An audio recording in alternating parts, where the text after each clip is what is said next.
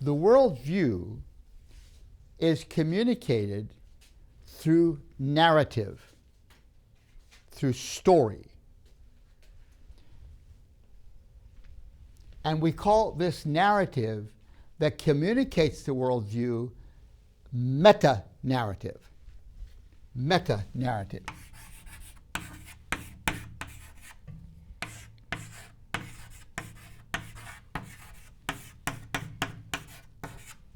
Meta-narrative. Meta means great. It's the great narrative. So here's the worldview within the culture, which forms the culture's understanding of the answer to those three questions, those three ultimate questions, as well as the understanding of the important questions that are not ultimate questions, but very important questions like the meaning of power and so forth. All of those sorts of understandings, like the meaning of power or like how to find forgiveness, all of those understandings are communicated through meta-narrative. It's meta-narrative that forms the answer to those questions. Meta meaning great, as I said, and narrative, story. When we say meta-narrative, it doesn't mean necessarily that it is a long narrative. It might be only a sentence long, but it is the narrative that forms the worldview of a culture. Are you understanding? Let me illustrate.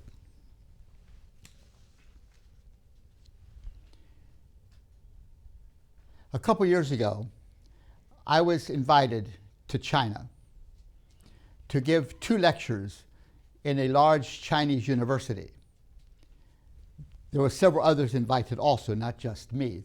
There were 6 of us all together, invited to give lectures at a large Chinese university. This was the theme that we were to talk about: how to work constructively at peacemaking between civilizations. Peacemaking between civilizations. That's what we were to talk about. And I was to have 2 lectures about that. So what I did was to say, and they reminded all of us that this is an atheistic university and that they're not impressed with religion.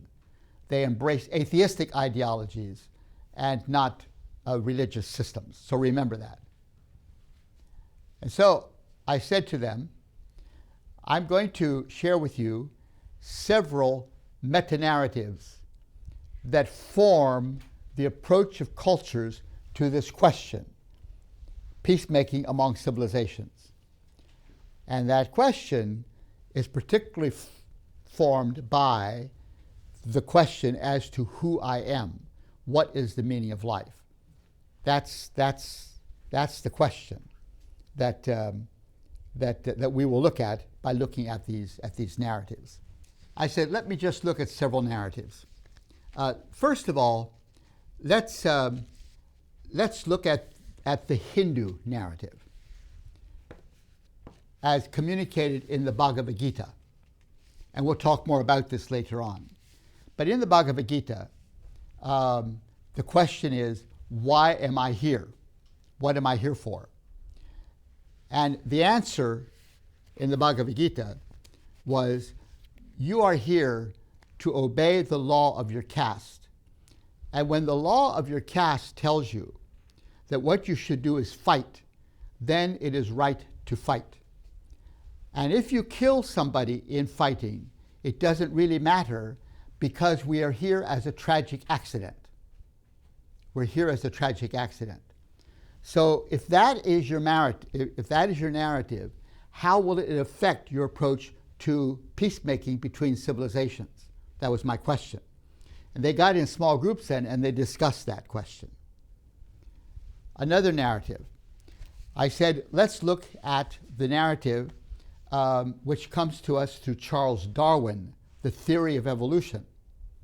In that theory, the conviction is that we come from clay in the bottom of the ocean, in which the chemicals interacted in amazing ways that brought about the formation of living cells that then evolved and developed until it became human beings, and which means that we are only biology, that we are not more than biology, we're only intelligent monkeys who came from the goo in the ocean floor and evolved gradually to become sophisticated beings that human beings are.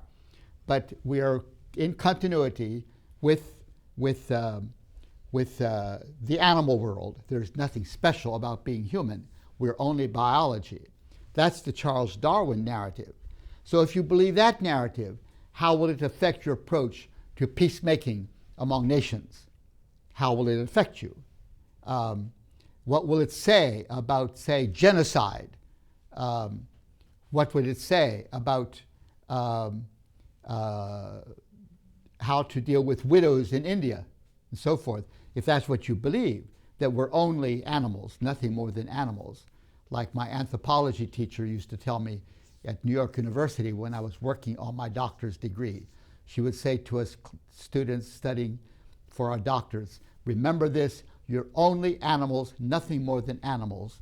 The theory of evolution has proved that that is true. So if that is your narrative, how will it affect your approach to worldwide peacemaking? That was the question I brought into my lecture. Or, I said, here's another one.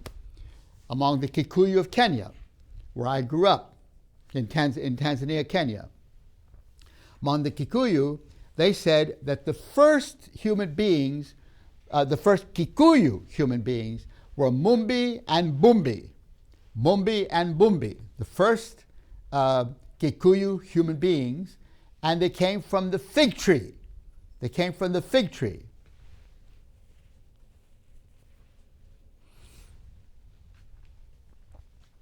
So, if you believe that, how will it affect your approach to peacemaking among nations? That Mumbi and Bumbi are the first Kikuyu couple that came from a fig tree. And when I taught at the University of Nairobi, I would occasionally ask my students, well, if you, Kikuyu, came from the fig tree, where did I come from? I'm Swiss German. I'm not Kikuyu. And what do you think they would say? They would say, we do not know where you came from. We do not know. Go and ask your ancestors. Maybe you came from a pig. Who knows where you came from? That each tribe had its own divine origin, and the divine origin was always something having to do with nature, you know. Or I said, here's another meta-narrative.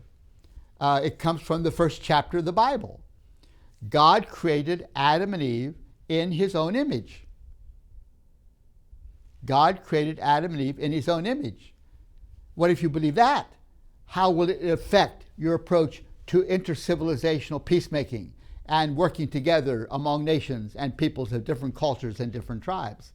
And so there are 4 different narratives, you know, that I presented in my lecture there in that Chinese university. Each of them a meta-narrative, each of them different. How would each of these narratives affect your approach to peacemaking was the question that we posed that day in that Chinese university, you see. TVS Seminary is a great way to invest in the kingdom of God. Please consider making a donation to support this effective educational and outreach ministry today. We exist upon your gracious giving. Please donate to support TVS Project's continuation and growth. For more information, visit tvsseminary.com. Now let's take the Kikuyu meta-narrative that says that the Kikuyu people came from the Mugumu tree, but they don't know where a Swiss German came from. You see, that kind of narrative feeds what we call tribalism, doesn't it? Because the Kikuyu come from a particular god who is a fig tree. But where do the Luo come from? Well, the Luo came from a cave in the ground. That's a different tribe, you see. And so each tribe has its own different divine source of origin. But where is the narrative that communicates that we are all one humanity? It's not there.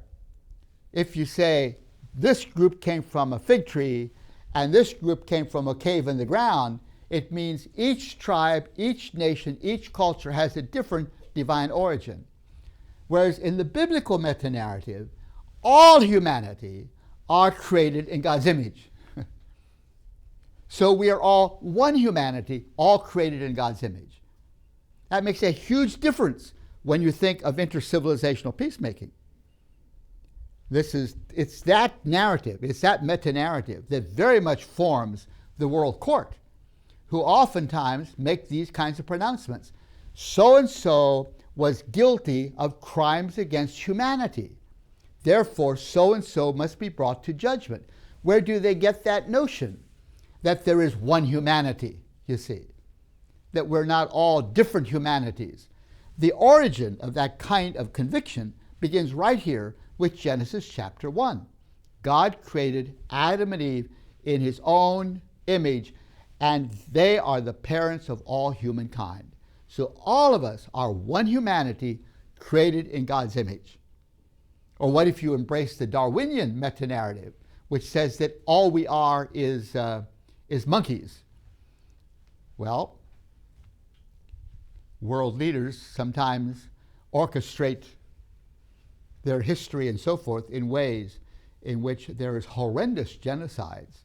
Take, for example, the Nazi situation, which brought so much suffering to so many of our ancestors in this region and other regions of the world. The whole Nazi meta-narrative, you see, which was built upon the notion that we are only biology.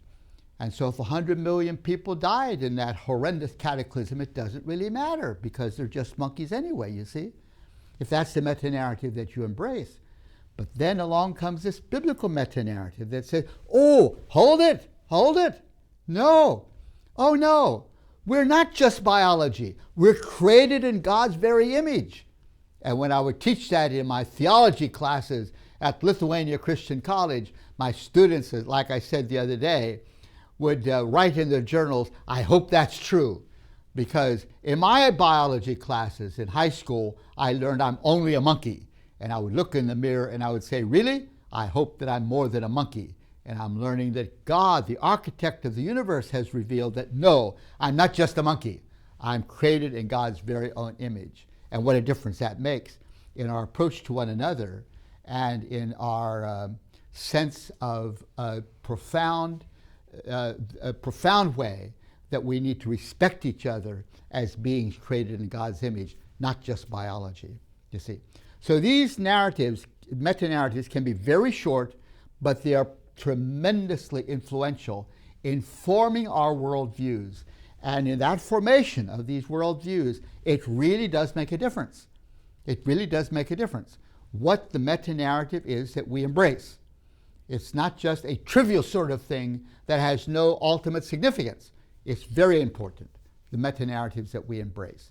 And as we work at these different meta-narratives of different religions, let's continually look at the significance of these narratives as they form cultures and civilizations and form our understanding of ourselves and of one another.